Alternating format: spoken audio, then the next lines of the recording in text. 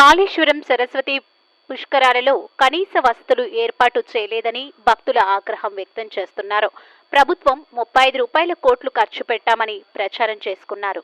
కానీ కనీసం రోడ్డు కూడా వేయలేదని, మట్టి రోడ్డులో ముళ్ళ కంపల మధ్య నడుచుకుంటూ నది దగ్గరికి వెళ్తున్నామని ప్రభుత్వంపై మండిపడ్డ భక్తులు.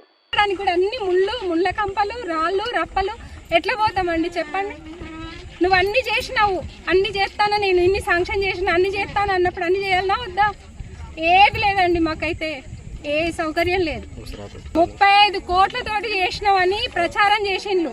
3 కోట్లు ఖర్చు పెట్టిందో లేదు అసలు. నిన్న వాళ్ళొచ్చి వీళ్ళొచ్చి అంటే మంత్రులు వచ్చినప్పుడే అయితేనే మంచిగా ఉంటాయి, కానీ మాలాంటి ప్రజలు మేము ఎన్నుకున్నోళ్ళే కదా, మరి మా పైసలే కదా, అన్ని మా డబ్బులతోటే మీరు అన్ని చేయిస్తానని అన్నారు కదా. మరి ఏవండి పైసలు తీసుకునే వరకేనా?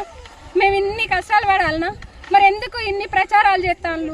చెయ్యకండి. ఈ జనాలందరూ ఇక చూడండి ఎంత అవస్థలు పడతానో మేమందరము.